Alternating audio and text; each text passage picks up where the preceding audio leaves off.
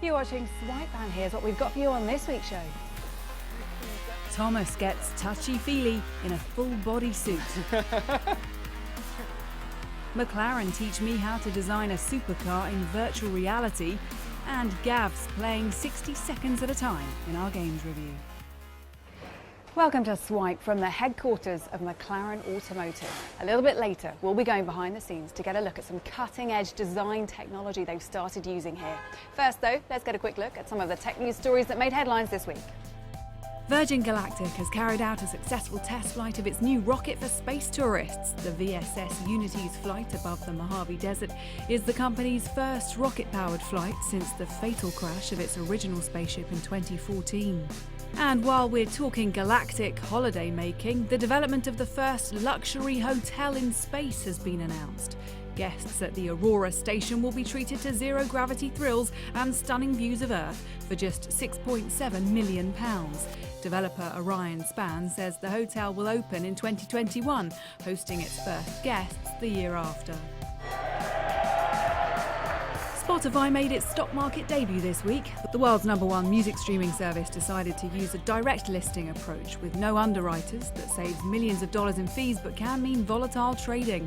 On opening, the loss-making company was valued at around $30 billion. Mark Zuckerberg is due to testify at 2 hearings next week. The Facebook boss will appear in the US Senate, then at the House Energy and Commerce Committee a day later. Zuckerberg has refused to appear in front of UK MPs over the recent data scandal. And Corby is the town most threatened by workplace automation in the UK. Research by Sky News has also found Northamptonshire as a whole is the most vulnerable county. The East Midlands has 7 of the 10 towns most at risk of losing jobs to robotics and software. Now, when it comes to wearable technology, you're probably thinking smartwatches, smart glasses, that kind of thing. But get this, there's a full-body suit originally designed for gaming that lets the wearer feel everything happening to them in the game. And bear in mind that could be taking bullets from an enemy. Always a glutton for punishment, we sent Thomas to try it out. Innovations in gaming feel like a weekly occurrence, but one firm is taking a quantum leap into the future when it comes to the immersive experience. Teslasuit have created a bodysuit that promises to take the next step in virtual reality gaming, providing users with full-body haptic feedback, meaning a user can feel what is happening to their character in-game. A fully immersive experience that I'm here to try out. The suit has a suite of capabilities: built-in motion capture that turns your body into the controller, climate control to immerse a user further into the gaming world, and biometrics that track heartbeat so a game responds better. So I'm with Dimitri from Teslasuit. Dimitri, how does it work? Basically, we have haptic feedback, which is based on electrical stimulation, and it covers all of these areas all the way around, and it's directional. So when something happens to me in the game, I should, in theory, be able to feel it here. You'll definitely feel it everywhere it comes in. Go on from. then. Do your worst. The ticklish. You can definitely feel it. So you didn't know you had six-pack muscle. It feels like something's bumping into me. Yeah, so that's what I'm saying.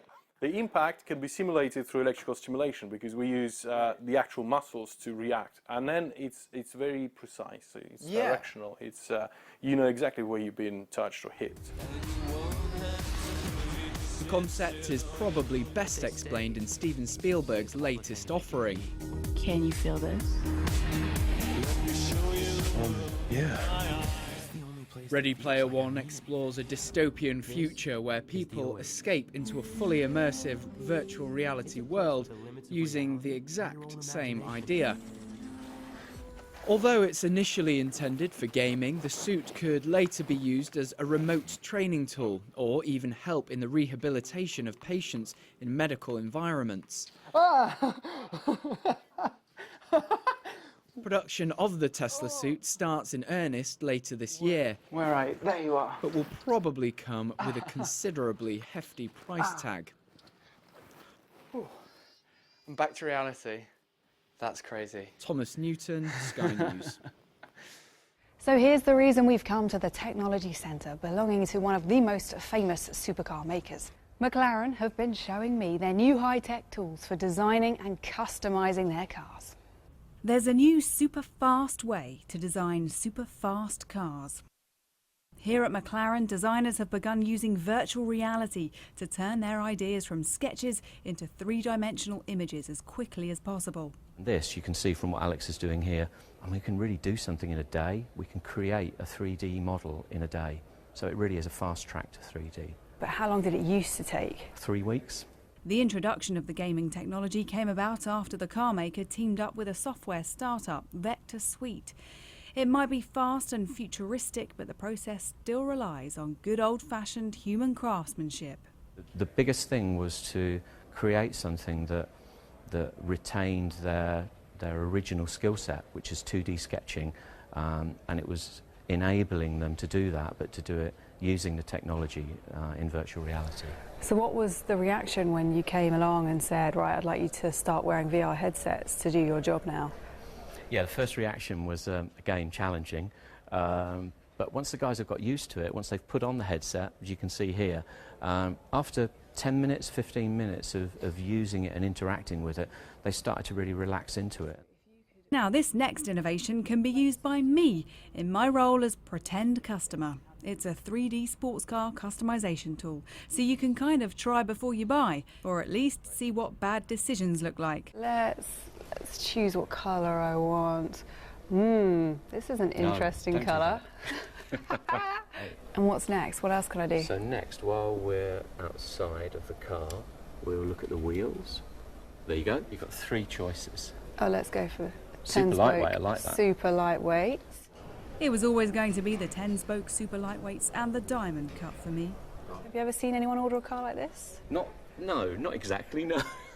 So let's go inside the car now. Oh, look at that. So you can have a look already. Can I get in there and see what the interior is like? So we can go right inside Oh, now. wow. The technology used here and in the design headset is meant to create better experiences and products, according to Mark. And for the innovation cynics out there, how would you respond to critics that think this is just tech for tech's sake? It's absolutely not tech for tech's sake. We don't do that. We always use the right tool for the right reasons. So I've designed my car. What happens if I don't like it in real life? Then we can sell you another one. At a cost of £260,000 for my bespoke car, I think I'd better just get it right the first time. I'll come and pick up the car later. In the meantime, let's join Gav for this week's video games review. In Minit, you play as this little duck egg thing, and it's a little adventure game, kind of like old school Legend of Zelda type stuff, but you die every 60 seconds. That's the gimmick for it. And that sounds like it should be really annoying and frantic, but it's not. It forces you to think in this mad way, really methodical way of going about things, because in 60 seconds, you're gonna die. You're sort of inching your way further and further down the storyline. I'm properly into it. I don't think it's very long. I haven't finished it yet, but it's got this soundtrack that is way more epic than a game which is all black and white deserves to be. For all of its uncertainty, we cannot flee the future. Typoman just got a re-release on Nintendo Switch and is perfect for that console. Basically play as a little guy or gal made out of letters, that's the hero, and it's kind of like part puzzle platformer, part sort of weird little game, like think of like Inside but with Scrabble. They're all to do with word puzzles, and like there was this puzzle the other day that I did, and it was basically you're presented with this line of gas, all poisonous gas. If you go through the gas, you die, and the only thing you've got to stop any of that is these little letters, and I managed to figure out that if you put a P on the end of gas, it spells gasp, and that means that he could jump in, get a little burst of air, and then go on his way. That sounds really simple, but it made me feel like the smartest man in the world, and that's why you should play Typoman. We must Untold! So we go from 2 little nice games to one of the big boys, Far Cry 5. Now, I've barely scratched the surface of this game. It's massive. Things that I've been enjoying doing, though, I've befriended a dog and turned him into basically an unkillable killing machine. I've run around with a bear. He's my friend now. I've caught some of the biggest fish ever. And I haven't even touched the storyline yet, which is all about this mad cult taking over this foresty bit of America. But that's one of the cool things about Far Cry, is you can do this amazing storyline, which I'm sure people put a lot of effort into doing, or you can just take the sort of weird tools and mechanics they've made in the world and just muck around in it. That's what I like doing. But that's why I think Far Cry is good, because it sort of caters for adults and stupid people like me. Well, that's it for this week's show. Don't forget to join us again for more Swipe next week. And in the meantime, follow us on Twitter @Sky News Swipe. See you again soon. Bye-bye.